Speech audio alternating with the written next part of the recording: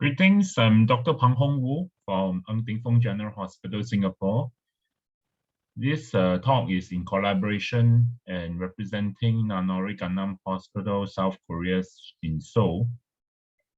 We talk about safe route for cervical approach, partial pediculotomy, partial vertebrotomy approach for posterior endoscopic cervical foraminotomy and discectomy. I acknowledge my mentor, who is Prof. Hugh Song Kim, who is also my co-author, and the conflict of interest. Cervical radiculopathy is a common cervical condition. Treatment after failed conservative management, either anterior surgery or posterior foraminotomy. Morbidity attributed to anterior cervical surgery ranges from 13.2 to 19.3%, with pseudoarthrosis and adjacent segment disease being the commonest post-operative complications.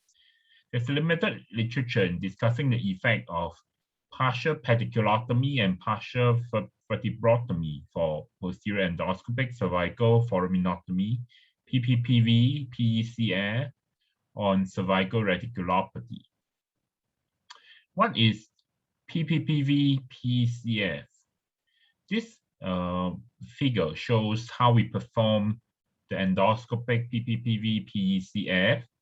First, we do a traditional PECD where we look for the V points and then subsequently take off the SAP and the IAP. But in addition, we drill partially the pedicle as well as the ventral aspect of the dorsal aspects of the vertebral laterally to create a space enough for us to put in the working retractor as well as the scope to access to the disc.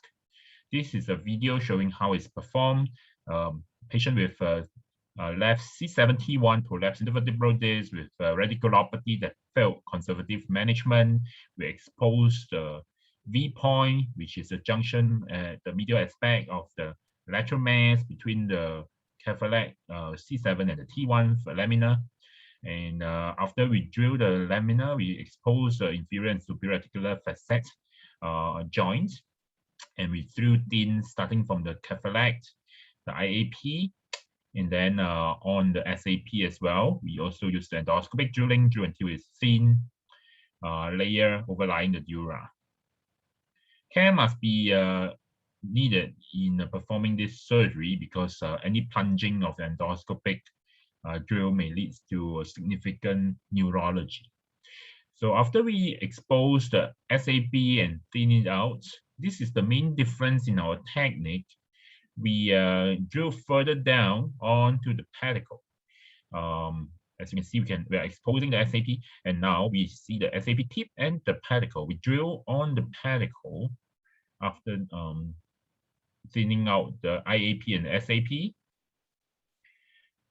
And after we drill the pedicle, we elevate the SAP together with the flavum as a piece.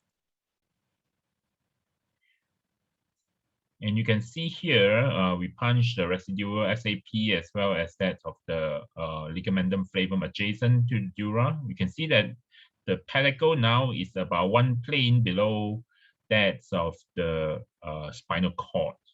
We can drill down further here. In this case, we did not drill any more of the pedicle, but you can see the remnant drilling of our pediculotomy. We can drill further down into the vertebral as well. For this case, we didn't do that. You can see that after creating a crevice underneath, we can access the disc more easily as we are one plane below that of the spinal cord and the exiting nerve root. Using forceps, probe, as well as nerve root hook, we can get access to the disc. And finally, we put in a drain, and the patient did very well after surgery. You can see that this is almost completely removed with the pediculotomy scene. Patient did very well post-op. So in January 2017 to December 2019, we performed 36 levels in 30 patients of this technique, PPPV, PECD.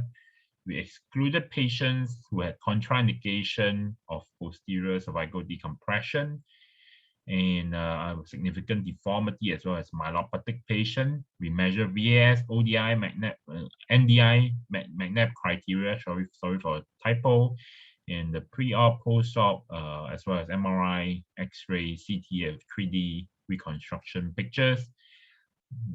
We have 24 single level, 6 had 2-level surgery, 45.4% were C5-6 and 35.2% were C6-7.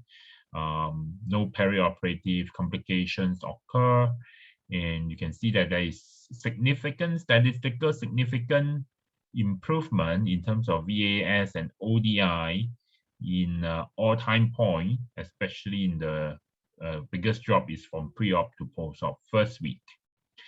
In terms of radiological results, we find that there is a significant difference in improvement in the foraminal area, as well as that of the craniocaudal dimension and ventral dorsal dimension, using the units that we measure in the Infinity PECD system. So in our series, we show that there is a significant improvement in the radiographic parameters. None of the patients are unstable on the flexion extension view, as well as there is a satisfactory decompression in the ventral dorsal, as well as the facetal decompression. And we managed to relieve symptoms in all of the patients with low complication rate, in fact, no complications in our series. This technique using endoscopic drill to create a crevice of 3 to 5 mm below the space ventral to the spinal cord and exiting nerve root, which is efficient in decompressing the ankle vertebral joint hypertrophic bone and assess the lateral disc herniation without the need of any nerve retraction.